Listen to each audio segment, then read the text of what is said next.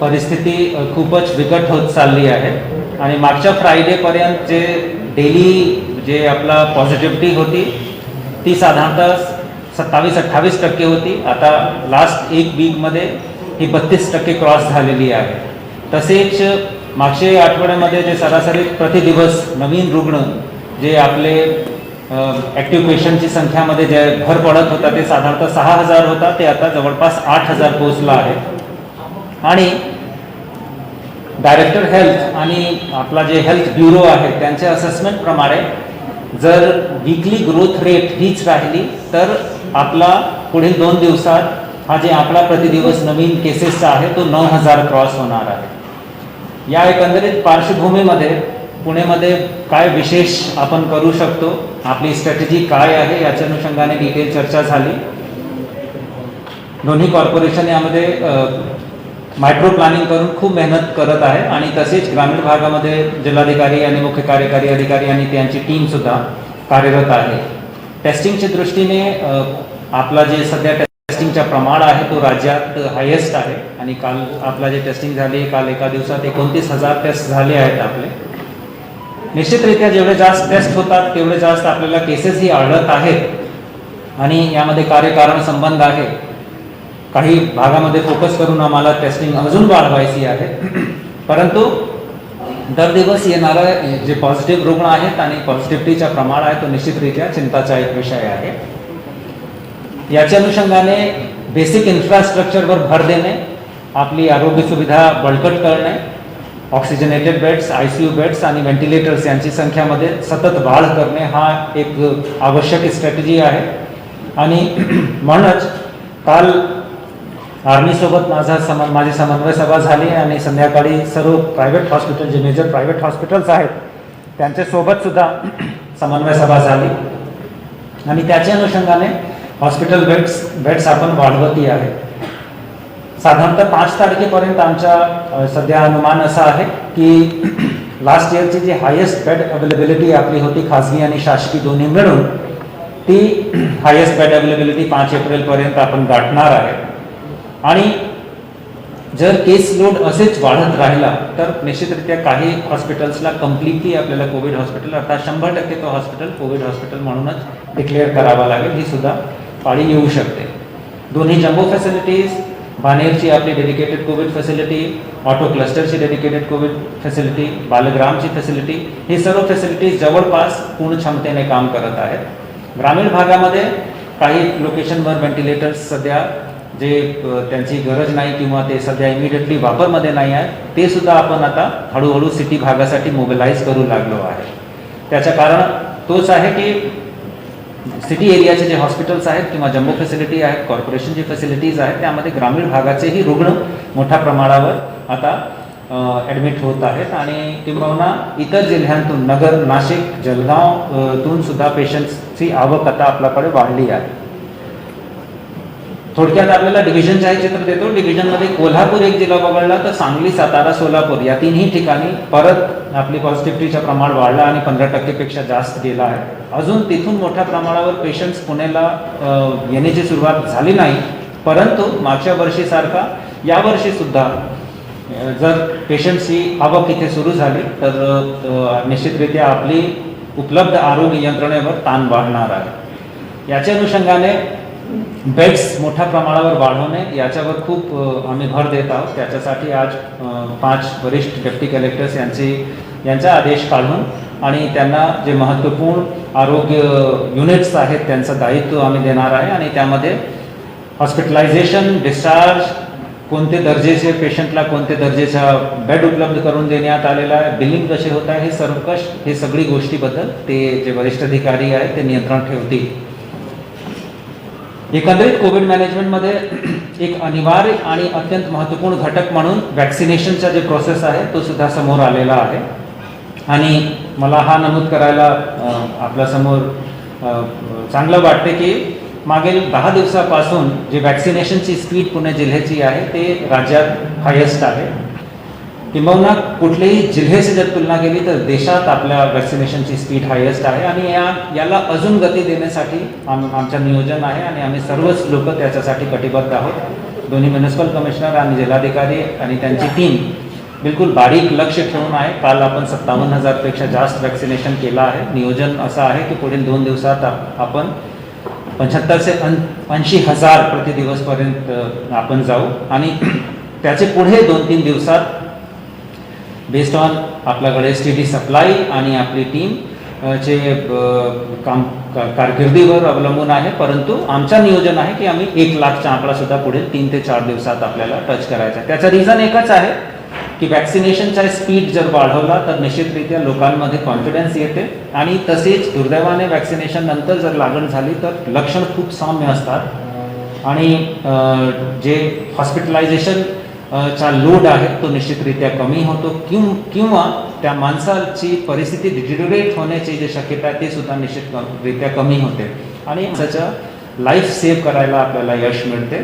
म्हणून नियोजन असं आहे की 18 वर्षपेक्षा जास्तची पुणे जिल्ह्याची जे पॉप्युलेशन आहे जे साधारणतः 74 ते 76 लाख लोक आहेत यांना पुढील 100 दिवसात निश्चितरित्या आपला प्रयत्न असा राहणार आहे की हे कंप्लीट जे आपली वयस्क पॉप्युलेशन आहे एलिजिबल पॉप्युलेशन आहे आम्ही मिशन 100 डेज हाच आखला आहे आणि आपला प्रयत्न असा राहणार आहे की बाय मिड जून किंवा त्याच्यापेक्षा थोडा काही दिवस अगोदरच हा कंप्लीट केला पाहिजे. आणि याचा उल्लेख मी याच्यामुळेच करत आहे कारण हा एकंदरीत कोविड मॅनेजमेंटचा अत्यंत महत्त्वपूर्ण घटक आहे. आता हा जे एक मागील 1 आठवड्याभराचा आढावा झालेला आहे त्याच्या आधारावर पुण्यामध्ये bed management, hospital management, contact tracing, testing, vaccination हा करणे व्यतिरिक्त अजून काय करायचं आहे आणि ज्याच्यामुळे किमान आपला जे संसर्ग आहे तो त्याला थोडासा आळा बसेल किंवा त्याच्या प्रसारची जी गती आहे ती कमी होईल. याच्यासाठी काही पाऊल आज उचलण्याचा सामूहिक निर्णय घेण्यात आलेला आहे. त्यामध्ये माननीय पालकमंत्री महोदय, 3 माननीय खासदारही होते, 2 माननीय महापौरही होते आणि खूप बरीच वेळ विचार मीमांसा करून जनतेला कमीत कमी त्रास झाला पाहिजे मात्र जे सध्या कोविडचे प्रसारची गती आहे त्यालाही नियंत्रणात आणण्यामध्ये यश मिळाला पाहिजे आणि त्याच्या अनुषंगाने प्रयत्न हा राहिला आहे की आपण एक मध्यम मार्ग एक गोल्डन मीन आपण साध्य करूया. त्याच्या अनुषंगाने काही विषय आहे ते आपल्यासमोर मी मांडतो. काही प्रशासकीय विषय आहे जसे मायक्रो कंटेनमेंटची जी पॉलिसी आमची आहे त्याला अजून कडक करायचं आहे. जे सोसायटीज आहेत, फ्लॅट्स आहेत जिथे केसेस आढळला आला आहे तिथे महानगरपालिकेची टीम ते जास्त सतर्क राहून आणि मायक्रो कंटेनमेंट जे आहे ते त्याची अंमलबजावणी करतील. होम आयसोलेशनच्या पेशंट्सला गाईड करण्यासाठी, काउन्सिल करण्यासाठी आमचं जे कंट्रोल रूम आहे, आमचं जे कॉल सेंटर आहे त्याचा ओरिएंटेशन थोडा चेंज करून आणि मग पिरियॉडिक ते त्यांची स्वतःची तपासणी करत आहेत किंवा नाही, ब्लड टेस्ट करत आहेत किंवा नाही याच्यासाठी आम्ही त्यांना गाईड करणार आहे. त्याचा रिझन असा आहे की बरेचसे डॉक्टर्स आणि हॉस्पिटल्सकडून असा फीडबॅक मिळालेला आहे की अनेकदा होम आयसोलेशनमध्ये असलेला पेशंट अर्थात जो पेशंट पूर्णतः स्टेबल आहे तो हॉस्पिटलाइज होतो आणि तोपर्यंत त्याची परिस्थिती बिघडून गेलेली असते. सो तसा होऊ नये म्हणून पिरियॉडिक तपासणी त्यांची स्पेशली ब्लड टेस्ट जेणेकरून डी डायमर आणि बाकी इंडिकेटर्सच्या आधारावर ठरवता येते की त्यांना किती दिवसात हॉस्पिटलायझेशनची आवश्यकता पडू शकते त्याच्यावर आम्ही भर देणार आहे. DJ medical college, jumbo hospital, army hospital, private hospital या सर्वांवर कंप्लीट प्रेशर ठेवून आणि कमीत कमी कालावधीमध्ये जास्तीत जास्त बेड ॲक्टिवेट करणे ही कारवाई सुद्धा आपण करणार आहे आणि त्याच्यावर ऑलरेडी काम चालू झालेलं आहे. काल एका दिवसात 350 बेड वाढले. उद्या सकाळी परत 250 ते 300 बेड वाढत आहेत आपले. 5 तारखेला पुन्हा 250-300 बेड आपण वाढवणार आहे. पुणे महानगरपालिकाने अत्यंत त्वरित कारवाई करून साधारणतः 400 मेडिको अँड पॅरामेडिको स्टाफची भरती सुद्धा आज केली आहे आणि ज्यांची मदत ते वॅक्सिनेशन सकट कोविड केअर सेंटर मॅनेज करण्यामध्ये सुद्धा ते घेणार आहे. वॅक्सिनेशन जे ड्राईव्ह आहे कार्पेट बॉम्बिंग सारखा एरियाज आयडेंटिफाय करून आपले जे सब सेंटर्स आहेत तिथे त्या भागामध्ये स्थानिक नागरिक समूह त्याचे व्यतिरिक्त जनप्रतिनिधी यांचा समावेश करून आपण तीव्र गतीने तो करणार आहे. बिलचे ऑडिटची कारवाई आपण याच्या अगोदर केला होता मागच्या वर्षी आणि सतत त्याच्यातून बरेचसे नागरिकांना खूप मोठा दिलासा मिळालेला होता. राज्य सरकारचा जे धोरण आहे आणि GR आहे ऑगस्ट 2020चा तो अजून लागू आहे. त्याचे एनेक्सर सी मध्ये देण्यात आलेली सूचनेप्रमाणे जे बिल आहे त्याचा ऑडिट आपण पुन्हा सुरू करत आहे, कारण प्रायव्हेट हॉस्पिटल्समध्ये पुन्हा हॉस्पिटलायझेशनचं प्रमाण वाढलं आहे आणि याचे तक्रार येण्याच्या अगोदरच आपण प्रोएक्टिव्हली ही टीम्स आपली पुनर्गठित करून त्यांना कामावर लावत आहे. सुपर स्प्रेडर्सची टेस्टिंग याच्यावर फोकस करणे आणि तसेच जे मुख्य स्थापना आहेत तिथे त्या लोकांना हा दायित्व देणे की त्यांनी त्यांच्याकडचा जे कामगार वर्ग आहे त्यांची वेळोवेळी आठवड्यामध्ये किमान एकदा, ही शिफारिश आम्ही स्ट्रॉंगली करणार की किमान एकदा त्यांनी त्यांची तपासणी करून घ्यावी, जेणेकरून या सुपर स्प्रेडर्स यांच्याकडून जे संसर्ग आहे तो पसरणार नाही आणि तसे ते स्वतःही सुरक्षित राहतील. या दरम्यान आता असाही डिसिजन घेण्यात आलेला आहे की सर्व इटरीज, रेस्टॉरंट्स, बार हे पुढील 7 दिवसासाठी कम्प्लिटली बंद राहणार आहे. मात्र पार्सल सेवा, होम डिलिव्हरी सर्व्हिस तिथे चालू राहणार आहे. अर्थात इटरीमध्ये येऊन, रेस्टॉरंट बारमध्ये येऊन आपण जेवण करू शकत नाही, कारण जेवायला बसल्यानंतर बरेचदा त्याच्यामुळे आपल्याला इन्फेक्शन पसरण्याची दाट शक्यता असते आणि तो दिसतही आहे आपल्याला. म्हणून 7 दिवसासाठी हे सर्वच युनिट्स कम्प्लिटली बंद असतील आणि होम डिलिव्हरी सुरू राहणार आहे. मॉल्स आणि सिनेमा हॉलसुद्धा कम्प्लिटली या कालावधीमध्ये पुढील 7 दिवसासाठी बंद राहणार आहे. सर्व प्रकारचे जे धार्मिक स्थळ आहे ते सुद्धा पुढील 7 दिवसासाठी कम्प्लिटली बंद राहणार आहे. तसेच PMPMLची जे बस सर्व्हिस आहे तीही पुढील 7 दिवसासाठी पूर्णतः बंद असणार आहे. मात्र इसेन्शियल कामासाठी ज्या फॅक्टरी, ज्या इंडस्ट्री किंवा ज्या हॉस्पिटल यांना त्यांचे कामगार वर्गासाठी बसेसची किंवा सार्वजनिक वाहतूकची आवश्यकता असेल तर त्यांनी 7 दिवसासाठी हे बसेस अधिग्रहित करून किंवा भाडेवर घेऊन त्यांचे कामगाराची व्यवस्था करावी. कामगारांना याचा त्रास होणार नाही. मेजॉरिटी इंडस्ट्रीजकडे त्यांचा बस सर्व्हिस वगैरे आहे आणि मागच्या वर्षी आपण पाहिला आहे. सो याच्यामुळे फार काही त्रास होईल असा वाटत नाही आणि ही कालावधी फार छोटी आहे. आपण 7 दिवसाचाच आपण हा निर्णय सध्या घेतला आहे. जे आठवडी बाजार आहे ते सुद्धा या कालावधीमध्ये बंद असणार आहे आणि त्याच्या व्यतिरिक्त जे महानगरपालिकाची मंडई आहेत आणि शॉप्स जे असतात जिथे भाजीपाला आणि बाकी गोष्टी विकतात तिथे सामाजिक अंतर याची खात्री केल्यानंतर महानगरपालिकेची जी टीम आहे तिथे कंप्लीट जे तपासणी आहे, जे कोविड अप्रोप्रिएट बिहेवियर आहे, सोशल डिस्टन्सिंग आहे, हँड सॅनिटायझेशन आहे, ही सगळी व्यवस्था महानगरपालिकेमार्फत करण्यात येणार आहे. आणि एक अजून विषय की मॅरेज आणि अंतिम संस्कार हे 2 गोष्टी सोडून बाकी कुठलेही प्रकारचे इतर सामाजिक, धार्मिक, सांस्कृतिक, राजनीतिक कुठलेही कार्यक्रमाला या कालावधीमध्ये अजिबात परवानगी राहणार नाही. मात्र दुर्दैवी घटनामुळे एखाद्या व्यक्तीची मृत्यू होते तर आपण त्याला थांबवू शकत नाही. त्यामध्ये जे निर्बंध होते की 20 व्यक्तीपेक्षा जास्त त्यामध्ये समावेशित होऊ शकत नाही, तो निर्बंध अजून लागू आहे. आणि लग्नासाठी जे अगोदरपासूनच ठरलेले लग्न आहेत ते निश्चितरित्या ते होऊ शकतात, परंतु त्यामध्ये सुद्धा जे जुना निर्बंध आहे 50 लोकांपेक्षा जास्त लोक सहभागी होऊ शकत नाही, तो निर्बंध अजून लागू राहणार आहे. माझ्याकडून एवढाच आहे. आपला काही प्रश्न? हां, संध्याकाळी एक अजून महत्त्वपूर्ण विषय, संध्याकाळी 6 पासून सकाळी 6 पर्यंत अत्यावश्यक सेवा वगळून बाकी सगळी गोष्टीची संचारबंदी असणार आहे. अत्यावश्यक सेवा म्हणजे हॉस्पिटल, मेडिसिन घेण्यासाठी, न्यूजपेपर विक्रेते, दूध विक्रेते या किंवा एखादा इतर अत्यावश्यक विषयासाठी एखाद्या व्यक्तीला बाहेर जर पडावा लागला तर ते बाहेर येऊ शकतात. जॉईंट CP आणि CP पिंपरी चिंचवड एरिया हे दोन्ही आज उपस्थित होते आणि त्यांनी हा दायित्व घेतला आहे की आम्ही शिस्त लावताना सुद्धा कम्प्लिटली मानवी दृष्टिकोन ठेवणार आहे. एकंदरीत या सर्व निर्बंधाचा हेतू फक्त आणि फक्त एकच आहे की लोकांचा जीव सुरक्षित असला पाहिजे, लोकांची जान वाचली पाहिजे आणि हा संसर्ग जे काही निर्णय आहेत हे पूर्ण जिल्ह्यासाठी आहेत आणि हा सर्व निर्णय 7 दिवसासाठी आहे. पुढे उद्यापासून हे एक सेकंड मी कंप्लीट करून घेऊ. हे सर्व निर्णय उद्यापासून लागू होणार आहेत आणि हे सर्व निर्णयांचा एक समीक्षा याचा एक आढावा पुढील शुक्रवारी पुन्हा एकदा होईल आणि तेव्हा परिस्थिती पाहून आपण डिसिजन घेणार. आणि तसेच हे सर्व निर्णय जिल्ह्याला एक युनिट म्हणून गृहीत धरून, कारण सिटी आणि ग्रामीणमध्ये रोगचे प्रसारमध्ये फार काही फरक आहे असा दिसत नाही.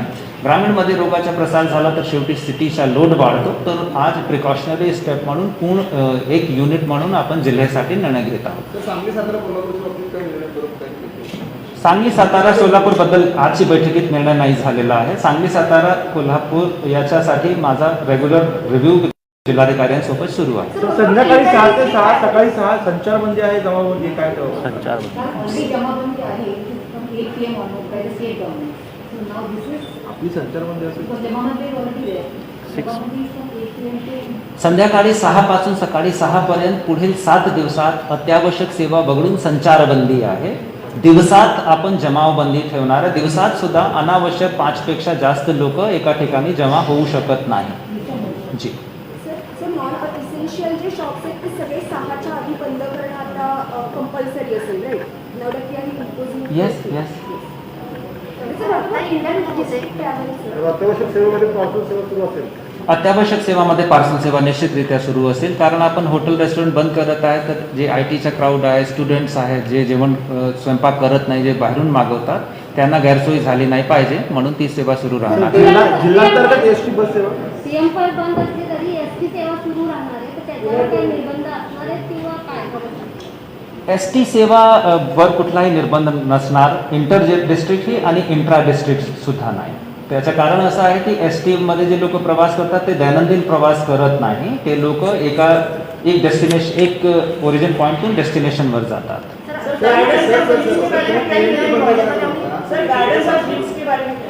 गार्डन और जिम के बारे में जो पुराना डिसीजन था वही है कि शाम को गार्डन पहले भी नहीं चल रहे थे, अब भी नहीं चलेंगे. अभी अगले 7 दिनों तक सुबह गार्डन शुरू थे, वो अभी भी शुरू हैं. जिम शुरू लागू होता, पण रस्त्यावरती पोलीस नसल्यामुळे लोक सरसकट बाहेर पडतायत वगैरे म्हणत होतं. आता काही गेल्या वेळेस तपासणी किंवा असं काही केलं जाणार आहे? बताएंगे आप बोलेंगे. ज्या आजच्या बैठकीत ठरलेलं आहे त्यानुसार, कारण 6 नंतर संचारबंदी यापूर्वी नव्हती, पण जी 8 पासनं जमावबंदी गेल्या 4 दिवसापासून होती, त्याची अतिशय चांगल्या पद्धतीनं अंमलबजावणी पोलिसांनी सुरू केलेली होती. आणि तो विंडो पिरियड आम्हाला मिळालेला आहे. त्याच्यानुसार नाके कसे लावायचे, आमच्या स्टाफचं ओरिएंटेशन कसं करायचं ते आम्ही सुरुवात केलेली आहे. आजच्या बैठकीमध्ये आम्ही हाच आग्रह धरला होता की स्वयंस्पष्ट सूचना असाव्यात, जेणेकरून पोलिसांना त्याची अंमलबजावणी करणं सोपं जाईल. त्याच वेळेला जसं विभागीय आयुक्त साहेबांनी सांगितलं की मानवीय दृष्टिकोन जो आहे तो ठेवला जाईल, कारण या ठिकाणी चुकून जरी उल्लंघन होत असेल तर त्याच्यासाठी आमच्याकडून सूचना दिल्या गेल्या पाहिजेत. सोशल मीडियाचा, माध्यमांचा जास्तीत जास्त वापर केला गेला पाहिजे. आणि जर समजा ते उल्लंघन चुकून झालेलं आहे असेल तर त्यावेळेला तो मानवीय दृष्टिकोन असेल. जसं आता विचारलेल्या प्रश्नाचं साधं सोपं उत्तर असं आहे की संचारबंदीची अंमलबजावणी करण्यासाठी जिथे चेकपोस्ट नेमले पाहिजे ते नेमले जातील. गाड्यांची पेट्रोलिंग असणार आहे. जास्त अतिरिक्त जे काही मनुष्यबळ आपल्याला याच्याकरता स्पेशल पोलीस ऑफिसर म्हणून घ्यायला हवं ते आम्ही घेणार आहोत. जास्तीत जास्त अनाऊन्समेंट्स आम्ही करणार आहोत. आणि उद्यापासून असल्यामुळे हा थोडा विंडो पिरियड तुमच्या माध्यमातून आम्हाला मिळेल. आणि त्यामध्ये ज्या काही जशी ऑर्डर निघेल त्या ऑर्डरमध्ये ज्या रिस्ट्रिक्शन्स म्हणजे एक्झम्पशन्स आहेत ते एक्झम्पशन्स 100% आम्ही त्या लोकांना कुठलाही त्रास होऊ देणार नाही. आणि इतर लोकांनी उल्लंघन करू नये याच्यासाठी जास्तीत जास्त जनप्रबोधन करू.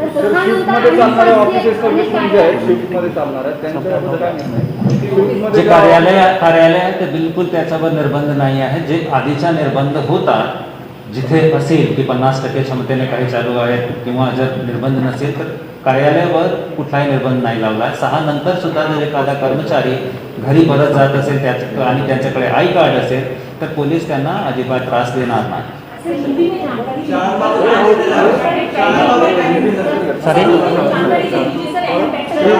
शाळा आणि कॉलेजबद्दल महत्त्वपूर्ण विषय आहे. शाळा आणि कॉलेजबद्दल जे आधी डिसिजन झाला होता तो अजून लागू आहे. 30 एप्रिलपर्यंत शाळा कॉलेज बंद राहणार. मात्र या दरम्यान 10वी 12वी किंवा MPSCची परीक्षासाठी जे परीक्षार्थी विद्यार्थी सम्मिलित होणार आहेत त्यांची सोयीची काळजी आम्ही घेणार आहे.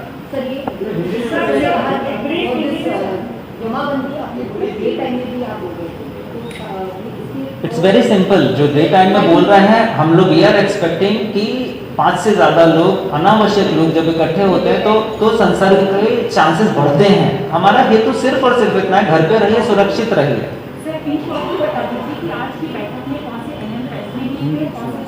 हिंदी में Now, sir, but before that, could you please elaborate on the Mission 100 plans? So yes, please, could you please elaborate on that? We want to go for carpet bombing and vaccination. And 18 years, whoever are eligible. But right now the center has already opened up for 45,000. इसके बारे में आप ही proposing to the center that yes, we want 18 about everybody to be vaccinated. And that's what we can. मैं reply करता हूँ इसमें। जो vaccination की स्पीड है वो लोकल फैक्टर्स डिसाइड करते हैं। गवर्नमेंट ऑफ इंडिया का क्लियर कट ये कहना है कि आप अगर वैक्सीनेशन की स्पीड बढ़ाते हैं तो हम आपको वैक्सीन अवेलेबल करा के देंगे। अब इसमें भले ही अभी हमारे पास 45 ईयर प्लस की पॉपुलेशन को परमिशन मिली है, 45 ईयर प्लस की पॉपुलेशन भी पुणे जिले में 28 लाख है। इस लिहाज से अगर हम अपनी वैक्सीनेशन की स्पीड को बढ़ाते जाते हैं तो सब्सिक्वेंटली ये 45 की जो मर्यादा है वो 30 पे आएगी, 30 की मर्यादा 25 पे आएगी, 25 की मर्यादा 18 पे आएगी। वी आर एक्सपेक्टिंग कि हमारी स्पीड हमारे परफॉर्मेंस को देख के अगले 100 दिनों में ये मर्यादाएं शिथिल होंगी। जो मिशन 100 डेज है वो हमारा खुद का मिशन है, जिसमें हम ये मान के चल रहे हैं कि सब्सिक्वेंटली इवेंचुअली हमें 18 साल के ऊपर का हर जो नागरिक है, जो अभी तक हुए रिसर्च के हिसाब से 18 साल के ऊपर के हर नागरिक को वैक्सीनेशन दिया जा सकता है। हमारी उम्मीद ये है कि अगले 100 दिनों में इन दोनों फैक्टर्स के बेसिस पे हमारी स्पीड और गवर्नमेंट ऑफ इंडिया से मिलने वाली सप्लाई, इन दोनों के बेसिस पे हम कोशिश ये करेंगे कि हर वयस्क नागरिक कम से कम उसको वैक्सीनेशन मिल जाए। और उसके लिए माइक्रो प्लानिंग हमारी टीम्स ने किया हुआ है। हमारे सेंटर्स लगातार बढ़ रहे हैं। पिछले एक हफ्ते में 110 सेंटर्स हम लोगों ने बढ़ाए हैं। पुणे म्यूनिसिपल कॉर्पोरेशन के लगभग 200 प्लस सेंटर्स के और प्रपोजल भारत सरकार के पास पहुंचा है। सो जो इसमें एलिजिबिलिटी क्राइटेरिया है वो काफ़ी फ्लेक्सिबल है। Everything depends on our performance. We are banking on that only. और अभी जब बाकी जगह पे अभी स्पीड आने वाली है, उसके बावजूद हम कंटिन्यूसली इस स्पीड को हमने मेंटेन किया हुआ है। तो हम उसके बेसिस पे उम्मीद कर रहे हैं कि वैक्सीनेशन हम टाइम पे कर पाएंगे। जो ट्रेंड दिखाई दे रहा है पिछले साल से अगर हम कंपेयर करते हैं तो ऐसा दिखता है कि ये जो वेव है, ऑफ कोर्स इसके लिए कोई मेरे पास साइंटिफिक एविडेंस नहीं है, बट जो एक्सपीरियंस है लास्ट ईयर का वो दिखाई दे रहा है 4 से 5 वीक तक अभी ये ट्रेंड रहेगा। मतलब अभी जो कोविड का सीन है उसके बाद भी वी एक्सपेक्ट कि वो स्लोली नीचे होना शुरू होगा। 2-3 महीने हमें लीन पीरियड मिलेंगे। तो यदि 1 महीना प्लस 2-3 महीने का लीन पीरियड इसको हम क्लब करते हैं तो इस दौरान हमारा नियोजन ये है कि इस समय का सदुपयोग करके हम ज़्यादा से ज़्यादा लोगों को वैक्सीनेट कर दें, जिससे कि गॉड फॉरबिड अगर थर्ड वेव आए भी तो उसकी तीव्रता इतनी ज़्यादा ना हो।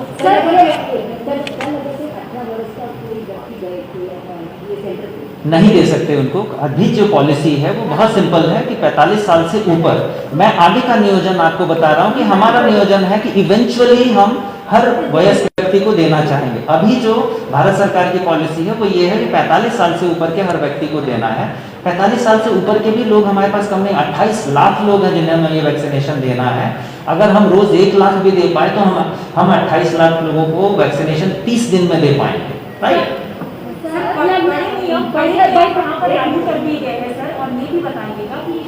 मैं जरूर बताता हूँ। सर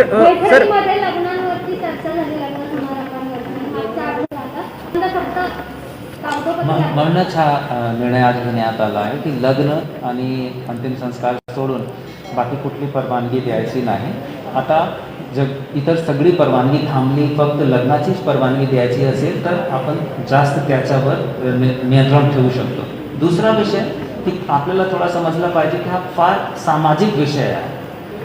जिथे लग्न सुरू असेल तिथे पोलिसांनी जाणे आणि पोलिसांनी तिथे परत त्यावेळी हस्तक्षेप करणे खूप संवेदनशील हा एक विषय होऊन जातो आणि म्हणून पोलीस सुद्धा यामध्ये काउन्सिलिंगचीच भूमिकामध्ये आहे।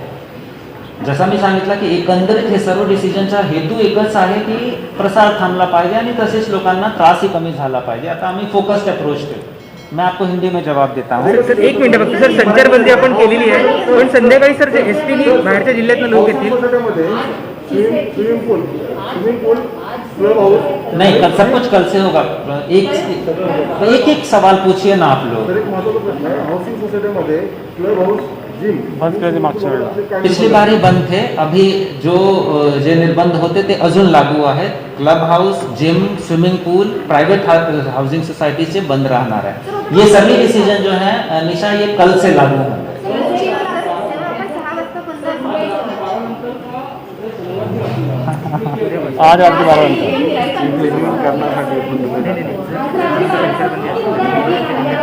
आज रात्री पण मला रिक्षा नसेल ना संचारबंदी बाकीची येस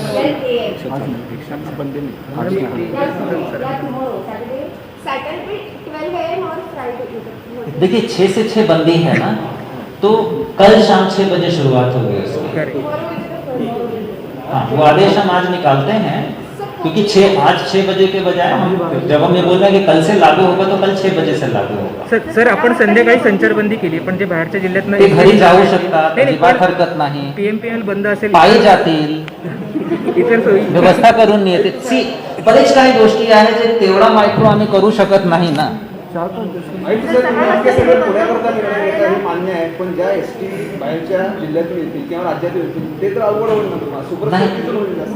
सी म्हणूनच मी सांगत आहे की आदर्श परिस्थिती काही वेगळी होऊ शकते, आदर्श निर्णय वेगळा होऊ शकते, परंतु निर्णय घेताना त्याचा जे कोर आहे, त्याची आत्मा आहे ती एकच आहे की लोकांना कमीत कमी त्रास झाला पाहिजे. आता आपलं म्हणणं बरोबर आहे, परंतु त्याचीही आलोचना होऊ शकते. आज जर सांगितलं की आम्ही सीमाबंदी केला, मग तो फार मोठा डिसिजन होतो. सो एक मध्यम मार्ग म्हणून हे सगळे डिसिजन घेण्यात आले. तर 6 वाजता शाळा बंद होते. पण लवकर बंद प्रायव्हेट करायला व्हेकल्समधून जाणाऱ्यांवर काही पहिलेसारखं रस्ता बंदच आहे ना सगळे. तशी काही सिस्टीम असणार Restaurant all closed. प्रायव्हेट व्हेकल्समधून दुसऱ्या जिल्ह्यांमध्ये ज्यांना जायचं तो संध्याकाळी 6 नंतर संचारबंदी असल्यामुळे ज्या आजच्या आदेशात निघतील जे एसेन्शियल सर्व्हिसेस आहेत, एसेन्शियल सर्व्हिसमध्ये भाजीपाला असतो, डॉक्टर्स असतात, आरोग्य ॲम्ब्युलन्सेस असतात, फार्मसी, मेडिकल वगैरे हे सगळे रिलेटेड आहेत. त्या व्यतिरिक्त आता पार्सल सेवा उपलब्ध करून दिलेली असल्यामुळे पार्सलचे निगडीत लोक असतील. ऑफिसमध्ये जाणारा व्यक्ती स्वतःचं त्यांनी कार्ड ठेवलं असेल आणि आम्ही अपेक्षा करू, एकदम आदर्श अपेक्षा आहे त्याची, मला वाटतं 80-90% तरी पूर्तता होऊ शकतं की जे ऑफिसेस चालू आहेत, ज्या आस्थापना चालू आहेत त्या आस्थापना आपल्या त्या कर्मचाऱ्याला पत्र देतील, हा आजच्या दिवशी ड्युटीवर होता, सो तर तशा प्रकारचं काही पत्र असेल. अशा व्यक्ती आपल्या घरातून कार्यालयाकडे जाताना किंवा कार्यालयाकडनं येताना त्यांना कुठल्याही प्रकारचा त्रास होणार नाही याची अंमलबजावणी करण्यासाठी मागच्या वेळेला जसे आम्ही प्रत्येक म्हणजे शहरामध्ये 117 मागच्या वेळेला चेकपोस्ट होत्या, त्यावेळेला पुन्हा त्याचा आढावा घेऊ, कमी किंवा जास्त प्रमाणामध्ये तसे केले जातील.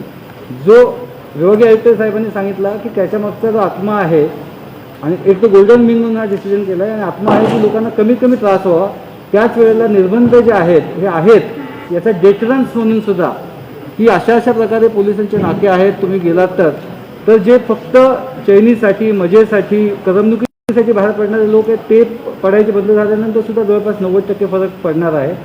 ज्यांची कारणं खरी आहेत त्या लोकांना कोणत्याही प्रकारचा त्रास दिला जाणार नाही आणि तसा आदेश काढताना सुद्धा तो आदेश जास्तीत जास्त सुस्पष्ट काढण्याचा आम्ही आज प्रयत्न करू. आणि पुन्हा आज ही प्रेस कॉन्फरन्स आहे, ज्या वेळेला आदेश निघेल त्या आदेशानंतर लोकांच्या सोयीसाठी सोशल मीडियावरती 1 किंवा 2 मिनिटाचे चांगल्या पद्धतीचे व्हिडिओ ते प्रसारित केले जातील त्याच विषयापुरते की जेणेकरून लोकांना त्याच्यामधले डूज आणि डोंट्स कळतील. डिलिव्हरी बाई सुद्धा रेस्टॉरंट लवकर बंद करणं अपेक्षित आहे का, जेव्हा आपण 6 वाजता बंद असं म्हणतो त्यांच्याकडून? जर पार्सल सेवा सुरू आहे तर जे जुने नियम आहेत म्हणजे 10 वाजल्यापर्यंत ते राहतील. आस्थापना सुरू राहील, याच्यामध्ये आस्थापना बंद करायचे आदेश पूर्वीचे सुरू राहतील. पुण्यामध्ये कोरोना रुग्णांसाठी एकूण बेड किती उपलब्ध आहे, एकूण त्याच्यामध्ये आता अवेलेबल किती आहे? मी आपल्याला माझं जे प्रेझेंटेशन आहे त्याचं रेलेव्हंट पोर्शन आपल्याला पाठवून देतो, म्हणजे आकडे देण्याऐवजी आता अवेलेबल आहे. जिला माहिती अधिकाऱ्यांमार्फत आपल्याला 30 स्लाइड्स आपल्याला देतो. हिंदी में आपको मैं क्विकली बता देता हूँ वाइंड अप करने के लिए. हमारे माननीय सिटीचे सर्व खासदार, सर्व सन्मानित आमदार यांची उपस्थितीमध्ये आढावा सभा आपली कोविडची आज संपली आहे. जसे आपल्याला कल्पना आहे की हळूहळू परिस्थिती खूप बिकट होत चालली आहे आणि मागच्या फ्रायडेपर्यंत जे डेली जे आपला पॉझिटिव्हिटी होती ती साधारणतः 27-28% होती. आता लास्ट 1 वीकमध्ये ही 32% क्रॉस झालेली आहे. तसेच मागच्या आठवड्यामध्ये जे सरासरी प्रतिदिवस नवीन रुग्ण जे आपले ॲक्टिव्ह पेशंटची संख्यामध्ये जे भर पडत होता ते साधारणतः 6,000 होता, ते आता जवळपास 8,000 पोहोचला आहे. आणि डायरेक्टर हेल्थ आणि आपला जे हेल्थ ब्युरो आहे त्यांच्या असेसमेंटप्रमाणे जर वीकली ग्रोथ रेट हीच राहिली तर आपला पुढील 2 दिवसात हा जे आकडा प्रतिदिवस नवीन केसेसचा आहे तो 9,000 क्रॉस होणार आहे. या एकंदरीत पार्श्वभूमीमध्ये पुणेमध्ये काय विशेष आपण करू शकतो, आपली स्ट्रॅटेजी काय आहे याच्या अनुषंगाने डिटेल चर्चा झाली. दोन्ही कॉर्पोरेशन यामध्ये मायक्रो प्लॅनिंग करून खूप मेहनत करत आहे आणि तसेच ग्रामीण भागामध्ये जिल्हाधिकारी आणि मुख्य कार्यकारी अधिकारी आणि त्यांची टीमसुद्धा कार्यरत आहे. टेस्टिंगच्या दृष्टीने आपला जे सध्या टेस्टिंगचा प्रमाण आहे तो राज्यात हायेस्ट आहे आणि काल आपला जे टेस्टिंग झाली काल एका दिवसात 29,000 टेस्ट झाले आहेत आपले. निश्चितरित्या जेवढे जास्त टेस्ट होतात तेवढे जास्त आपल्याला केसेसही आढळत आहेत आणि यामध्ये कार्यकारण संबंध आहे. काही भागामध्ये फोकस करून आम्हाला टेस्टिंग अजून वाढवायची आहे, परंतु दर दिवस येणारा जे पॉझिटिव्ह रुग्ण आहेत आणि पॉझिटिव्हिटीचा प्रमाण आहे तो निश्चितरित्या चिंताचा एक विषय आहे. याच्या अनुषंगाने बेसिक इन्फ्रास्ट्रक्चरवर भर देणे, आपली आरोग्य सुविधा बळकट करणे, ऑक्सिजनेटेड बेड्स, ICU बेड्स आणि व्हेंटिलेटर्स यांची संख्यामध्ये सतत वाढ करणे हा एक आवश्यक स्ट्रॅटेजी आहे. आणि म्हणूनच काल आर्मीसोबत माझी समन्वय सभा झाली आणि संध्याकाळी सर्व प्रायव्हेट हॉस्पिटल जे मेजर प्रायव्हेट हॉस्पिटल्स आहेत त्यांच्यासोबत सुद्धा समन्वय सभा झाली आणि त्याच्या अनुषंगाने हॉस्पिटल बेड्स आपण वाढवती आहे. साधारणतः 5 तारखेपर्यंत आमचा सध्या अनुमान असा आहे की लास्ट इयरची जी हायेस्ट बेड अवेलेबिलिटी आपली होती खाजगी आणि शासकीय दोन्ही मिळून ती हायेस्ट बेड अवेलेबिलिटी 5 एप्रिलपर्यंत आपण गाठणार आहे. आणि जर केस लोड असेच वाढत राहिला तर निश्चितरित्या काही हॉस्पिटल्सला कम्प्लिटली आपल्याला कोविड हॉस्पिटल अर्थात 100% तो हॉस्पिटल कोविड हॉस्पिटल म्हणूनच डिक्लेअर करावा लागेल. ही सुद्धा पाळी येऊ शकते. दोन्ही जम्बो फॅसिलिटीज, बानेरची आपली डेडिकेटेड कोविड फॅसिलिटी, ऑटो क्लस्टरची डेडिकेटेड कोविड फॅसिलिटी, बालग्रामची फॅसिलिटी, हे सर्व फॅसिलिटीज जवळपास पूर्ण क्षमतेने काम करत आहेत. ग्रामीण भागामध्ये काही लोकेशनवर व्हेंटिलेटर्स सध्या जे त्यांची गरज नाही किंवा ते सध्या इमिडिएटली वापरमध्ये नाही आहेत ते सुद्धा आपण आता हळूहळू सिटी भागासाठी मोबिलाइज करू लागलो आहे. त्याचं कारण तोच आहे की सिटी एरियाचे जे हॉस्पिटल्स आहेत किंवा जम्बो फॅसिलिटी आहेत, कॉर्पोरेशनची फॅसिलिटीज आहेत त्यामध्ये ग्रामीण भागाचेही रुग्ण प्रमाणावर आता ॲडमिट होत आहेत आणि किंबहुना इतर जिल्ह्यांतून नगर, नाशिक, जळगावतून सुद्धा पेशंट्सची आवक आता आपल्याकडे वाढली आहे. थोडक्यात आपल्याला डिव्हिजनचाही चित्र देतो. डिव्हिजनमध्ये कोल्हापूर एक जिल्हा वगळला तर सांगली, सातारा, सोलापूर या तिन्ही ठिकाणी परत आपली पॉझिटिव्हिटीचं प्रमाण वाढलं आणि 15% पेक्षा जास्त गेला आहे. अजून तिथून मोठ्या प्रमाणावर पेशंट्स पुण्याला येण्याची सुरुवात झाली नाही, परंतु मागच्या वर्षीसारखा यावर्षी सुद्धा जर पेशंट्सची आवक इथे सुरू झाली तर निश्चितरित्या आपली उपलब्ध आरोग्य यंत्रणेवर ताण वाढणार आहे. याच्या अनुषंगाने बेड्स मोठ्या प्रमाणावर वाढवणे याच्यावर खूप आम्ही भर देत आहोत. त्याच्यासाठी आज 5 वरिष्ठ डेप्टी कलेक्टर्स यांचा आदेश काढून आणि त्यांना जे महत्त्वपूर्ण आरोग्य युनिट्स आहेत त्यांचं दायित्व आम्ही देणार आहे आणि त्यामध्ये हॉस्पिटलायझेशन, डिस्चार्ज, कोणते दर्जेचे पेशंटला कोणते दर्जेचा बेड उपलब्ध करून देण्यात आलेला आहे, बिलिंग कसे होत आहे, हे सगळी गोष्टीबद्दल ते जे वरिष्ठ अधिकारी आहेत ते नियंत्रण ठेवतील.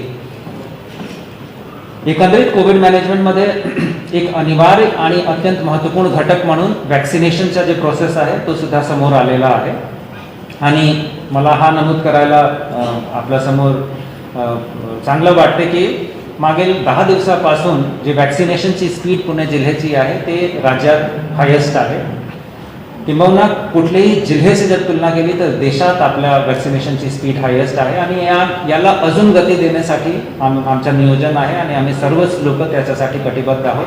दोन्ही म्युनिसिपल कमिशनर आणि जिल्हाधिकारी आणि त्यांची टीम बिलकुल बारीक लक्ष ठेवून आहे. काल आपण 57,000पेक्षा जास्त वॅक्सिनेशन केलं आहे. नियोजन असं आहे की पुढील 2 दिवसात आपण 75,000 ते 80,000 प्रतिदिवसपर्यंत आपण जाऊ आणि त्याचे पुढे 2-3 दिवसात बेस्ड ऑन आपल्याकडे STD सप्लाय आणि आपली टीम चे काम कारकिर्दीवर अवलंबून आहे, परंतु आमचं नियोजन आहे की आम्ही 1 लाखचा आकडा सुद्धा पुढे 3 ते 4 दिवसात आपल्याला टच करायचा आहे. त्याचं रिझन एकच आहे की वॅक्सिनेशनचा स्पीड जर वाढवला तर निश्चितरित्या लोकांमध्ये कॉन्फिडन्स येते आणि तसेच दुर्दैवाने वॅक्सिनेशन नंतर जर लागण झाली तर लक्षण खूप सौम्य असतात आणि जे हॉस्पिटलायझेशन चा लोड आहे तो निश्चितरित्या कमी होतो किंवा त्या माणसाची परिस्थिती डिटेरियोरेट होण्याची जी शक्यता आहे ते सुद्धा निश्चितरित्या कमी होते आणि माणसाचं लाईफ सेव्ह करायला आपल्याला यश मिळते. म्हणून नियोजन असं आहे की 18 वर्षपेक्षा जास्तची पुणे जिल्ह्याची जे पॉप्युलेशन आहे जे साधारणतः 74 ते 76 लाख लोक आहेत, यांना पुढील 100 दिवसात निश्चितरित्या आपला प्रयत्न असा राहणार आहे की हे कंप्लीट जे आपली वयस्क पॉप्युलेशन आहे, एलिजिबल पॉप्युलेशन आहे, आम्ही मिशन 100 डेज हाच आखला आहे आणि आपला प्रयत्न असा राहणार आहे की बाय मिड जून किंवा त्याच्यापेक्षा थोडा काही दिवस अगोदरच हा कंप्लीट केला पाहिजे. आणि मी याच्यामुळेच करत आहे कारण हा एकंदरीत कोविड मॅनेजमेंटचा अत्यंत महत्त्वपूर्ण घटक आहे. आता हा जे मागील 1 आठवड्याभराचा आढावा झालेला आहे त्याचे आधार पुणेमध्ये bed management, hospital management, contact tracing, testing, vaccination हा करणे व्यतिरिक्त अजून काय करायचं आहे आणि ज्याच्यामुळे किमान आपला जे संसर्ग आहे तो त्याला थोडासा आळा बसेल किंवा त्याच्या प्रसारची जी गती आहे ती कमी होईल. याच्यासाठी काही पाऊल आज उचलण्याचा सामूहिक निर्णय घेण्यात आलेला आहे. त्यामध्ये माननीय पालकमंत्री महोदय, 3-4 माननीय खासदारही होते, 2 माननीय महापौरही होते आणि खूप बरेच वेळ विचार मीमांसा करून जनतेला कमीत कमी त्रास झाला पाहिजे, मात्र जे सध्या कोविडचे प्रसारची गती आहे त्यालाही नियंत्रणात आणण्यामध्ये यश मिळाला पाहिजे आणि त्याच्या अनुषंगाने प्रयत्न हा राहिला आहे की आपण एक मध्यम मार्ग, एक गोल्डन मीन आपण साधे करूया. त्याच्या अनुषंगाने काही विषय आहेत ते आपल्यासमोर मी मांडतो. काही प्रशासकीय विषय आहे जसे मायक्रो कंटेनमेंटची जी पॉलिसी आमची आहे त्याला अजून कडक करायचं आहे. जे सोसायटीज आहेत, फ्लॅट्स आहेत, जिथे केसेस आढळला आला आहे तिथे महानगरपालिकेची टीम ते जास्त सतर्क राहून आणि मायक्रो कंटेनमेंट जे आहे ते त्याची अंमलबजावणी करतील. होम आयसोलेशनच्या पेशंट्सला गाईड करण्यासाठी, काउन्सिल करण्यासाठी आमचं जे कंट्रोल रूम आहे, आमचं जे कॉल सेंटर आहे त्याचा ओरिएंटेशन थोडा चेंज करून आणि मग पिरियॉडिक ते त्यांची स्वतःची तपासणी करत आहेत किंवा नाही, ब्लड टेस्ट करत आहे किंवा नाही याच्यासाठी आम्ही त्यांना गाईड करणार आहे. त्याचा रिझन असा आहे की बरेचसे डॉक्टर्स आणि हॉस्पिटल्सकडून असा फीडबॅक मिळालेला आहे की अनेकदा होम आयसोलेशनमध्ये असलेला पेशंट, अर्थात जो पेशंट पूर्णतः स्टेबल आहे तो हॉस्पिटलाइज होतो आणि तोपर्यंत त्याची परिस्थिती बिघडून गेलेली असते. सो तसा होऊ नये म्हणून पिरियॉडिक तपासणी त्यांची, स्पेशली ब्लड टेस्ट, जेणेकरून डी डायमर आणि बाकी इंडिकेटर्सच्या आधारावर ठरवता येते की त्यांना किती दिवसात हॉस्पिटलायझेशनची आवश्यकता पडू शकते. त्याच्यावर आम्ही भर देणार आहे.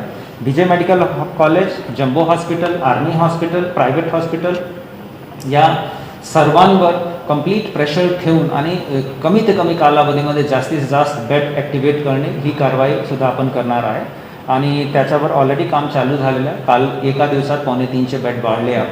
उद्या सकाळी परत 250 ते 300 बेड वाढत आहेत आपले. 5 तारखेला पुन्हा 250-300 बेड आपण वाढवणार आहे. पुणे महानगरपालिकाने अत्यंत त्वरित कारवाई करून साधारणतः 400 मेडिको अँड पॅरामेडिको स्टाफची भरती सुद्धा आज केली आहे आणि ज्यांची मदत ते वॅक्सिनेशन सकट कोविड केअर सेंटर मॅनेज करण्यामध्ये सुद्धा ते घेणार आहे. वॅक्सिनेशन जे ड्राईव्ह आहे, कार्पेट बॉम्बिंग सारखा एरियाज आयडेंटिफाय करून आपले जे सब सेंटर्स आहेत तिथे त्या भागामध्ये स्थानिक नागरिक समूह, त्याचे व्यतिरिक्त जनप्रतिनिधी यांचा समावेश करून आपण तीव्र गतीने तो करणार आहे. बिलचे ऑडिटची कारवाई आपण याच्या अगोदर केला होता मागच्या वर्षी आणि सतत त्याच्यातून बरेचसे नागरिकांना खूप मोठा दिलासा मिळालेला होता. राज्य सरकारचा जे धोरण आहे आणि GR आहे ऑगस्ट 2020चा तो अजून लागू आहे. त्याचे Annexure C मध्ये देण्यात आलेली सूचनेप्रमाणे जे बिल आहे त्याचा ऑडिट आपण पुन्हा सुरू करत आहे, कारण प्रायव्हेट हॉस्पिटल्समध्ये पुन्हा हॉस्पिटलायझेशनचं प्रमाण वाढलं आहे आणि याची तक्रार येण्याच्या अगोदरच आपण प्रोएक्टिव्हली ही टीम्स आपली पुनर्गठित करून त्यांना कामावर लावत आहे. सुपर स्प्रेडर्सची टेस्टिंग याच्यावर फोकस करणे आणि तसेच जे मुख्य स्थापना आहेत तिथे त्या लोकांना हा दायित्व देणे की त्यांनी त्यांच्याकडचा जे कामगार वर्ग आहे त्यांची वेळोवेळी आठवड्यामध्ये किमान एकदा, ही शिफारिश आम्ही स्ट्रॉंगली करणार की किमान एकदा त्यांनी त्यांची तपासणी करून घ्यावी, जेणेकरून या सुपर स्प्रेडर्स यांच्याकडून जे संसर्ग आहे तो पसरणार नाही आणि तसे ते स्वतःही सुरक्षित राहतील. या दरम्यान आता असाही डिसिजन घेण्यात आलेला आहे की सर्व इटरीज, रेस्टॉरंट्स, बार हे पुढील 7 दिवसासाठी कम्प्लिटली बंद राहणार आहे. मात्र पार्सल सेवा, होम डिलिव्हरी सर्व्हिस तिथे चालू राहणार आहे. अर्थात इटरीमध्ये येऊन, रेस्टॉरंट बारमध्ये येऊन आपण जेवण करू शकत नाही, कारण जेवायला बसल्यानंतर बरेचदा त्याच्यामुळे आपल्याला इन्फेक्शन पसरण्याची दाट शक्यता असते आणि तो दिसतही आहे आपल्याला. म्हणून 7 दिवसासाठी हे सर्वच युनिट्स कम्प्लिटली बंद असतील आणि होम डिलिव्हरी सुरू राहणार आहे. मॉल्स आणि सिनेमा हॉलसुद्धा कम्प्लिटली या कालावधीमध्ये पुढील 7 दिवसासाठी बंद राहणार आहे. सर्व प्रकारचे जे धार्मिक स्थळ आहे ते सुद्धा पुढील 7 दिवसासाठी कम्प्लिटली बंद राहणार आहे. तसेच PMPMLची जे बस सर्व्हिस आहे तीही पुढील 7 दिवसासाठी पूर्णतः बंद असणार आहे. मात्र इसेन्शियल कामासाठी ज्या फॅक्टरी, ज्या इंडस्ट्री किंवा ज्या हॉस्पिटल यांना त्यांचे कामगार वर्गासाठी बसेसची किंवा सार्वजनिक वाहतूकची आवश्यकता असेल तर त्यांनी 7 दिवसासाठी हे बसेस अधिग्रहित करून किंवा भाडेवर घेऊन त्यांचे कामगाराची व्यवस्था करावी. कामगारांना याच्या अनुषंगाने त्रास होणार नाही. मेजॉरिटी इंडस्ट्रीजकडे त्यांचा बस सर्व्हिस वगैरे आहे आणि मागच्या वर्षी आपण पाहिलं आहे. सो याच्यामुळे फार काही त्रास होईल असा वाटत नाही आणि ही कालावधी फार छोटी आहे. आपण 7 दिवसाचाच आपण हा निर्णय सध्या घेतला आहे. जे आठवडी बाजार आहे ते सुद्धा या कालावधीमध्ये बंद असणार आहे आणि त्याच्या व्यतिरिक्त जे महानगरपालिकाची मंडई आहेत आणि शॉप्स जे असतात जिथे भाजीपाला आणि बाकी गोष्टी विकतात तिथे सामाजिक अंतर याची खात्री केल्यानंतर महानगरपालिकेची जी टीम आहे तिथे कंप्लीट जे तपासणी आहे, जे कोविड अप्रोप्रिएट बिहेवियर आहे, सोशल डिस्टन्सिंग आहे, हँड सॅनिटायझेशन आहे, ही सगळी व्यवस्था पालिकेमार्फत करण्यात येणार आहे.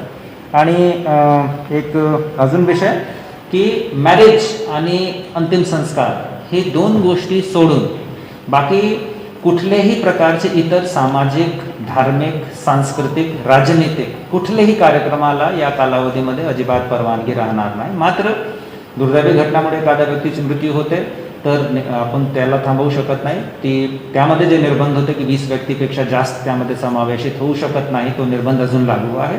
आणि लग्नासाठी जे अगोदरपासूनच ठरलेले लग्न आहेत ते निश्चितरित्या ते होऊ शकतात, परंतु त्यामध्ये सुद्धा जे जुना निर्बंध आहे 50 लोकांपेक्षा जास्त लोक सहभागी होऊ शकत नाही, तो निर्बंध अजून लागू राहणार आहे. माझ्याकडून एवढाच आहे. आपला काही प्रश्न? हां, संध्याकाळी एक अजून महत्त्वपूर्ण विषय, संध्याकाळी 6 पासून सकाळी 6 पर्यंत अत्यावश्यक सेवा वगळून बाकी सगळी गोष्टीची संचारबंदी होणार आहे. अत्यावश्यक सेवा म्हणजे हॉस्पिटल, मेडिसिन घेण्यासाठी, न्यूजपेपर विक्रेते, दूध विक्रेते या किंवा एखादा इतर अत्यावश्यक विषयासाठी एखाद्या व्यक्तीला बाहेर जर पडावा लागला तर ते बाहेर येऊ शकतात. जॉईंट CP आणि CP पिंपरी चिंचवड एरिया हे दोन्ही आज उपस्थित होते आणि त्यांनी हा दायित्व घेतला आहे की आम्ही शिस्त लावताना सुद्धा कम्प्लिटली मानवी दृष्टिकोन ठेवणार आहे. एकंदरीत या सर्व निर्बंधाचा हेतू फक्त आणि फक्त एकच आहे की लोकांचा जीव सुरक्षित असला पाहिजे, लोकांची जान वाचली पाहिजे आणि हा संसर्ग जे काही निर्णय आहेत हे पूर्ण जिल्ह्यासाठी आहेत आणि हा सर्व निर्णय 7 दिवसासाठी आहे. पुढे उद्यापासून हे एक सेकंड मी कंप्लीट करून घेऊ. हे सर्व निर्णय उद्यापासून लागू होणार आहेत आणि हे सर्व निर्णयांचा एक समीक्षा याचा एक आढावा पुढील शुक्रवारी पुन्हा एकदा होईल आणि तेव्हा परिस्थिती पाहून आपण डिसिजन घेणार. आणि तसेच हे सर्व निर्णय जिल्ह्याला एक युनिट म्हणून गृहीत धरून, कारण सिटी आणि ग्रामीणमध्ये रोगचे प्रसारमध्ये फार काही फरक आहे असा दिसत नाही ग्रामीणमध्ये रोगाचा प्रसार झाला तर शेवटी सिटीचा लोड वाढतो. तर आज प्रिकॉशनरी स्टेप म्हणून एक युनिट म्हणून आपण जिल्ह्यासाठी निर्णय घेत आहोत. तर सांगली सातारा कोल्हापूरच्या बाबतीत काय निर्णय करत आहे? सांगली सातारा सोलापूरबद्दल आजची बैठकीत निर्णय नाही झालेला आहे. सांगली सातारा कोल्हापूर याच्यासाठी माझा रेग्युलर रिव्ह्यू जिल्हाधिकाऱ्यांसोबत सुरू आहे. संध्याकाळी 6 ते 6 सकाळी 6 संचारबंदी आहे, जमावबंदी काय करावं? Only जमाबंदी आहे from 8 PM onwards by the state government. So now this is आपली संचारबंदी असेल because jamabandi is already there. Jamabandi is from 8 PM to संध्याकाळी 6 पासून सकाळी 6 पर्यंत पुढील 7 दिवसात अत्यावश्यक सेवा वगळून संचारबंदी आहे. दिवसात आपण जमावबंदी ठेवणार आहे. दिवसात सुद्धा अनावश्यक 5 पेक्षा जास्त लोक एका ठिकाणी जमा होऊ शकत नाही. जी सर नॉन इसेन्शियल जे शॉप्स आहेत ते सगळे 6च्या आधी बंद करणं आता कंपल्सरी असेल, right? Now that we are imposing yes yes sir आता इंडियन डिस्ट्रिक्ट ट्रॅव्हल अत्यावश्यक सेवेमध्ये पार्सल सेवा सुरू असेल. अत्यावश्यक सेवामध्ये पार्सल सेवा निश्चितरित्या सुरू असेल. कारण आपण हॉटेल रेस्टॉरंट बंद करत आहे. तर जे IT चा क्राऊड आहे, स्टुडंट्स आहेत, जे जेवण स्वयंपाक करत नाही, जे बाहेरून मागवतात, त्यांना गैरसोयी झाली नाही पाहिजे म्हणून ती सेवा सुरू राहणार आहे. जिल्हांतर्गत एसटी बस सेवा सीएम पद बंद असली तरी एसटी सेवा सुरू राहणार आहे, तर त्याच्यावर काही निर्बंध असणार आहेत किंवा काय? ST सेवा वर कुठलाही निर्बंध नसणार. इंटर डिस्ट्रिक्ट ही आणि इंट्रा डिस्ट्रिक्ट सुद्धा नाही. त्याचं कारण असं आहे की ST मध्ये जे लोक प्रवास करतात ते दैनंदिन प्रवास करत नाही. ते लोक एक ओरिजिन पॉईंटतून डेस्टिनेशनवर जातात.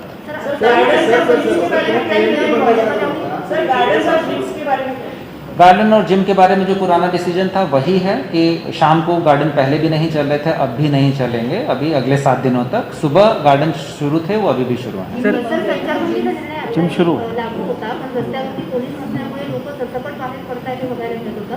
आता काही गेल्या वेळेस सारखी तपासणी किंवा असं काही केलं जाणार आहे? बताएंगे आप बोलेंगे. जे आजच्या बैठकीत ठरलेलं आहे त्यानुसार, कारण 6 नंतर संचारबंदी यापूर्वी नव्हती, पण जी 8 पासनं जमाबंदी गेल्या 4 दिवसापासून होती, त्याची अतिशय चांगल्या पद्धतीनं अंमलबजावणी पोलिसांनी सुरू केलेली होती. आणि तो विंडो पिरियड आम्हाला मिळालेला आहे. त्याच्यानुसार नाके कसे लावायचे, आमच्या स्टाफचं ओरिएंटेशन कसं करायचं ते आम्ही सुरुवात केलेली आहे. आजच्या बैठकीमध्ये आम्ही हाच आग्रह धरला होता की स्वयंस्पष्ट सूचना असाव्यात, जेणेकरून पोलिसांना त्याची अंमलबजावणी करणं सोपं जाईल. त्याच वेळेला जसं विभागीय आयुक्त साहेबांनी सांगितलं की मानवीय दृष्टिकोन जो आहे तो ठेवला जाईल. कारण या ठिकाणी चुकून जरी उल्लंघन होत असेल तर त्याच्यासाठी आमच्याकडून सूचना दिल्या गेल्या पाहिजेत. सोशल मीडियाचा, माध्यमांचा जास्तीत जास्त वापर केला गेला पाहिजे. आणि जर समजा ते उल्लंघन चुकून झालेलं आहे असेल तर त्यावेळेला तो मानवीय दृष्टिकोन असेल. जसं आता विचारलेल्या प्रश्नाचं साधं सोपं उत्तर असं आहे की संचारबंदीची अंमलबजावणी करण्यासाठी जिथे चेकपोस्ट नेमले पाहिजे ते नेमले जातील. गाड्यांची पेट्रोलिंग असणार आहे. जास्त अतिरिक्त जे काही मनुष्यबळ आपल्याला याच्याकरता स्पेशल पोलीस ऑफिसर म्हणून घ्यायला हवं ते आम्ही घेणार आहोत. जास्तीत जास्त अनाऊन्समेंट्स आम्ही करणार आहोत. आणि उद्यापासून असल्यामुळे हा थोडा विंडो पिरियड तुमच्या माध्यमातून आम्हाला मिळेल. आणि त्यामध्ये ज्या काही जशी ऑर्डर निघेल त्या ऑर्डरमध्ये ज्या रेस्ट्रिक्शन्स म्हणजे एक्झम्पशन्स आहेत ते एक्झम्पशन्स 100% आम्ही त्या लोकांना कुठलाही त्रास होऊ देणार नाही. आणि इतर लोकांनी उल्लंघन करू नये याच्यासाठी जास्तीत जास्त जनप्रबोधन करू. शिफ्टमध्ये चालणारे ऑफिसेस जे आहेत शिफ्टमध्ये चालणार आहेत त्यांच्याबद्दल काय निर्णय? जे कार्यालय आहे ते बिलकुल त्याच्यावर निर्बंध नाही आहे. जे आधीचा निर्बंध होता, जिथे असेल की 50% क्षमतेने काही चालू आहेत किंवा जर निर्बंध नसेल तर कार्यालयावर कुठलाही निर्बंध नाही लावला आहे. 6 नंतर सुद्धा जर एखादा कर्मचारी घरी परत जात असेल आणि त्यांच्याकडे आय कार्ड असेल तर पोलीस त्यांना अजिबात त्रास देणार नाही.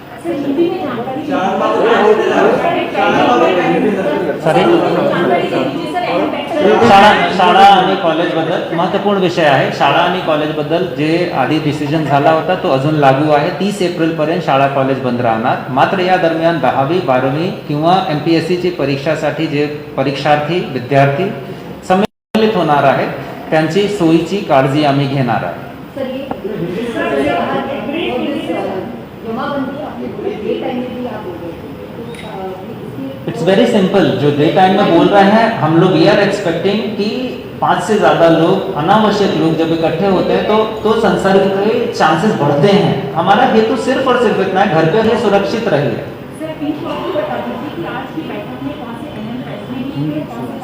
हिंदी में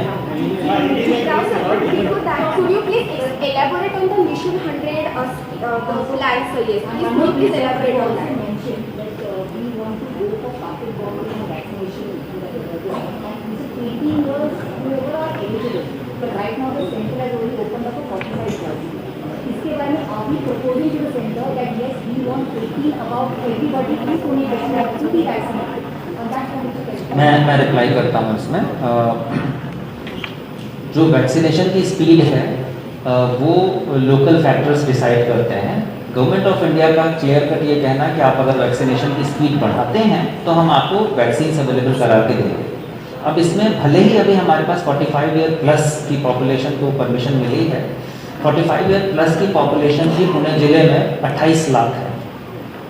इस लिहाज से अगर हम अपनी वैक्सीनेशन की स्पीड को बढ़ाते जाते हैं तो सब्सिक्वेंटली ये 45 की जो मर्यादा है वो 30 पे आएगी, 30 की मर्यादा 25 पे आएगी, 25 की मर्यादा 18 पे आएगी। वी आर एक्सपेक्टिंग कि हमारी स्पीड हमारे परफॉर्मेंस को देख के अगले 100 दिनों में ये मर्यादाएं शिथिल होंगी। जो मिशन 100 डेज है वो हमारा खुद का मिशन है जिसमें हम ये मान के चल रहे हैं कि सब्सिक्वेंटली इवेंचुअली हमें 18 साल के ऊपर का हर जो नागरिक है, जो अभी तक हुए रिसर्च के हिसाब से 18 साल के ऊपर के हर नागरिक को वैक्सीनेशन दिया जा सकता है। हमारी उम्मीद ये है कि अगले 100 दिनों में इन दोनों फैक्टर्स के बेसिस पे हमारी स्पीड और गवर्नमेंट ऑफ इंडिया से मिलने वाली सप्लाई, इन दोनों के बेसिस पे हम कोशिश ये करेंगे कि हर वयस्क नागरिक कम से कम उसको वैक्सीनेशन मिल जाए।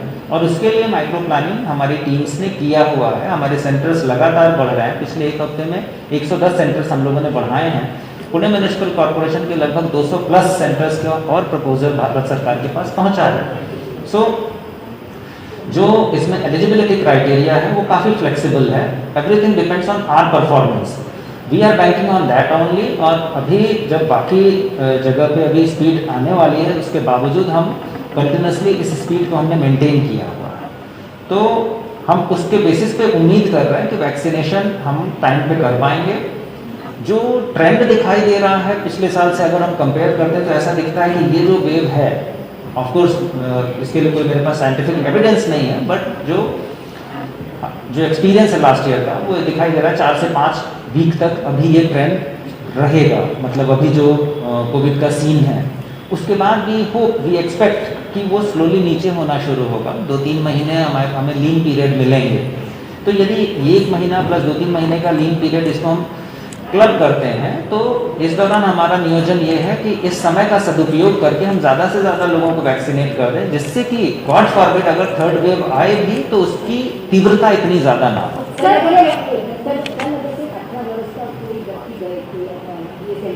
नहीं दे सकते उनको। अभी जो पॉलिसी है वो बहुत सिंपल है कि 45 साल से ऊपर। मैं आगे का नियोजन आपको बता रहा हूँ कि हमारा नियोजन है कि इवेंचुअली हम हर वयस्क व्यक्ति को देना चाहेंगे। अभी जो भारत सरकार की पॉलिसी है वो ये है कि 45 साल से ऊपर के हर व्यक्ति को देना है। 45 साल से ऊपर के भी लोग हमारे पास कम नहीं 28 लाख लोग हैं जिन्हें हमें ये वैक्सीनेशन देना है। अगर हम रोज 1 लाख भी दे पाए तो हम 28 लाख लोगों को वैक्सीनेशन 30 दिन में दे पाएंगे। राइट।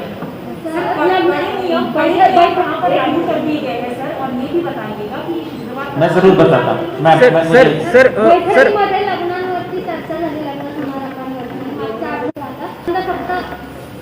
म्हणूनच हा निर्णय आज घेण्यात आला आहे की लग्न आणि अंतिम संस्कार सोडून बाकी कुठली परवानगी द्यायची नाही। आता जर इतर सगळी परवानगी थांबली, फक्त लग्नाचीच परवानगी द्यायची असेल तर आपण जास्त त्याच्यावर नियंत्रण ठेवू शकतो। दुसरा विषय की आपल्याला थोडा समजला पाहिजे की हा फार सामाजिक विषय आहे। जिथे लग्न सुरू असेल तिथे पोलिसांनी जाणे आणि पोलिसांनी तिथे परत त्यावेळी हस्तक्षेप करणे खूप संवेदनशील हा एक विषय होऊन जातो। आणि म्हणून पोलीस सुद्धा यामध्ये काउन्सिलिंगचीच भूमिकामध्ये आहे। जसा मी सांगितलं की एकंदरीत हे सर्व डिसिजनचा हेतू एकच आहे की प्रसार थांबला पाहिजे आणि तसेच लोकांना त्रासही कमी झाला पाहिजे। आता आम्ही फोकस्ड अप्रोच ठेवू।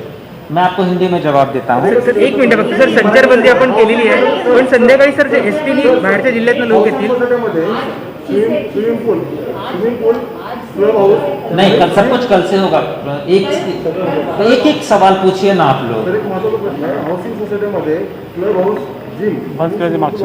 पिछली बार ही बंद थे. अभी जो जे निर्बंध होते ते अजून लागू आहेत. क्लब हाऊस, जिम, स्विमिंग पूल, प्राइवेट हाउसिंग सोसाइटीचे बंद राहणार आहे. ये सभी डिसीजन जो है निशा ये कल से लागू होंगे. तेव्हा आपण 6 वाजता बंद आज रात्री 12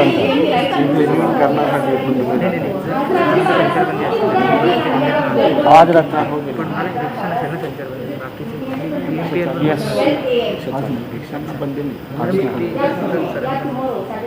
सैटरडे 12 AM और फ्राइडे. देखिए 6 से 6 बंदी है ना, तो कल शाम 6 बजे शुरुआत होगी उसकी. हाँ, वो आदेश हम आज निकालते हैं क्योंकि आज 6 बजे के बजाय हम जब हम ये बोल रहे हैं कि कल से लागू होगा तो कल 6 बजे से लागू होगा. सर आपण संध्याकाळी संचारबंदी केली पण जे बाहेरच्या जिल्ह्यातनं ते घरी जाऊ शकतात, अजिबात हरकत नाही. PMPL बंद असेल पायी जातील, इतर सोयी व्यवस्था करून येते. बरेच काही गोष्टी आहेत जे तेवढा मायक्रो आम्ही करू शकत नाही ना. माहिती सर, तुम्ही इतके सगळे पुण्याकरता निर्णय घेता हे मान्य आहे, पण ज्या एसटी बाहेरच्या जिल्ह्यातून येतील किंवा राज्यातून येतील ते तर अवघड होईल ना तुम्हाला. सुप्रसिद्धीतून होईल जास्त.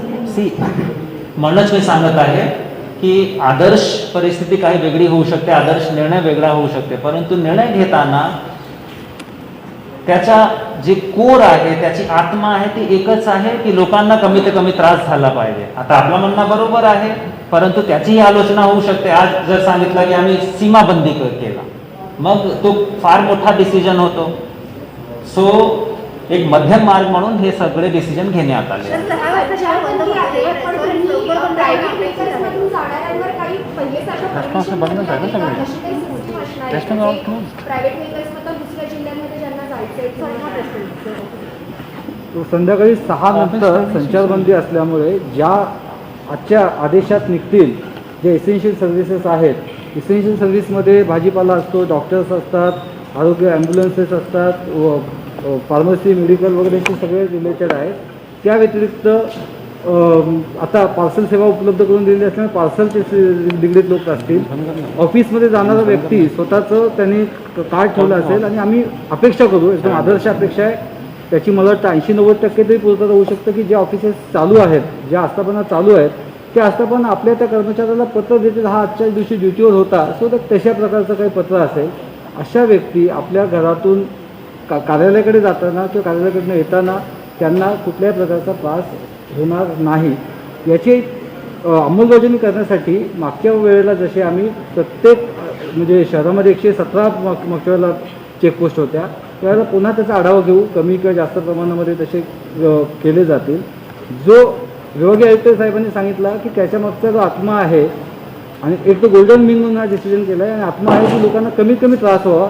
त्याच वेळेला निर्बंध जे आहेत हे आहेत याचा डेटरन्स म्हणून सुद्धा की अशा प्रकारे पोलिसांचे नाके आहेत, तुम्ही गेलात तर जे फक्त चैनीसाठी, मजेसाठी, करमणुकीसाठी बाहेर पडणारे लोक आहेत ते पडायचे बंद झाल्यानंतर सुद्धा जवळपास 90% फरक पडणार आहे. ज्यांची कारणं खरी आहेत त्या लोकांना कोणत्याही प्रकारचा त्रास दिला जाणार नाही आणि तसा आदेश काढताना सुद्धा तो आदेश जास्तीत जास्त सुस्पष्ट काढण्याचा आम्ही आज प्रयत्न करू. आणि पुन्हा आज ही प्रेस कॉन्फरन्स आहे, ज्या वेळेला आदेश निघेल त्या आदेशानंतर लोकांच्या सोयीसाठी सोशल मीडियावरती 1 किंवा 2 मिनिटाचे चांगल्या पद्धतीचे व्हिडिओ ते प्रसारित केले जातील त्याच विषयापुरते की जेणेकरून लोकांना त्याच्यामधले डूज आणि डोंट्स कळतील. डिलिव्हरी वाईज सुद्धा रेस्टॉरंट लवकर बंद करणं अपेक्षित आहे का, जेव्हा आपण 6 वाजता बंद असं म्हणतो त्यांच्याबद्दल? जर पार्सल सेवा सुरू आहे तर जे जुने नियम आहेत म्हणजे 10 वाजल्यापर्यंत ते राहतील. आस्थापना सुरू राहील, याच्यामध्ये आस्थापना बंद करण्याच्या वेळेचे आदेश पूर्वीचे सुरू राहतील.